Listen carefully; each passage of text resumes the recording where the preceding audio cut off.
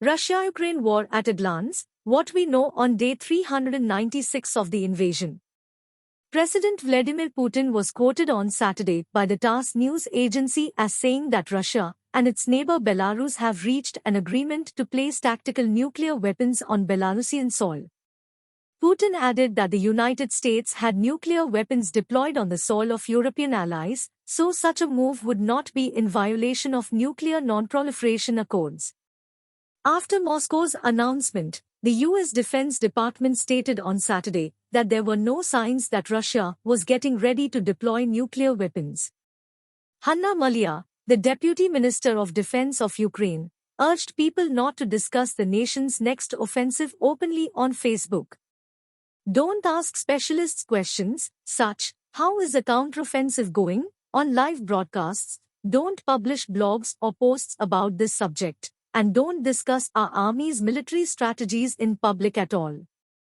To free every one of our regions is our sole strategic goal. The specifics are just a military secret, as well, Maliar added. The IAEA said that its director will visit the Zaporizhzhia nuclear power facility in Ukraine the next week to review the dire security situation there.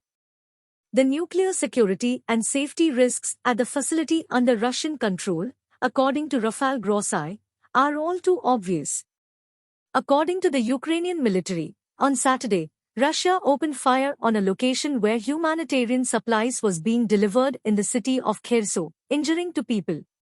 Russian occupiers continue shelling the places where civilians are receiving aid, said Alexander Prokudin, chief of the Kherson Regional Military Administration. According to the top military commander of Ukraine, his men are retaliating against Russian forces in the protracted and exhausting battle for the town of Bakhmut. Separately, the British Defence Ministry claimed that substantial military losses were a major factor in the Russian assault on the city's stalling. According to British military intelligence, Russia appeared to be adopting a defensive posture in eastern Ukraine, according to a report by the Associated Press. According to the Kyiv Independent, the Russian oil corporation Gazprom curtailed gas supplies to the EU via Ukraine by 15%. Gazprom noted a transit flow of 42.5 million cubic meters of gas on 24 March. The amount dropped to 36.2 million cubic meters the following day. As Joe Biden visited the Canadian capital a few days after the leaders of China and Russia met in Moscow, Justin Trudeau and the U.S. President presented a united front against authoritarian governments. According to Reuters, the scenario in Moscow 2 days prior was a contrast to the photos of Biden and Trudeau standing side by side on Friday in Ottawa as they announced agreements on topics including semiconductors and migration. Recep Tayyip Erdogan, the Turkish president, called Russian President Vladimir Putin on Saturday and expressed gratitude for his positive attitude in extending the Black Sea grain agreement. It said that the two leaders spoke about ways to strengthen Turkish-Russian ties as well as recent developments regarding the crisis in Ukraine.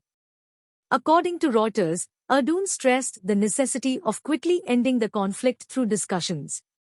According to Yevgeny Prigozhin, the group's creator, more than 5,000 former convicts have been pardoned after serving out their contracts to fight for Ukraine as mercenaries for Russia's Wagner organization.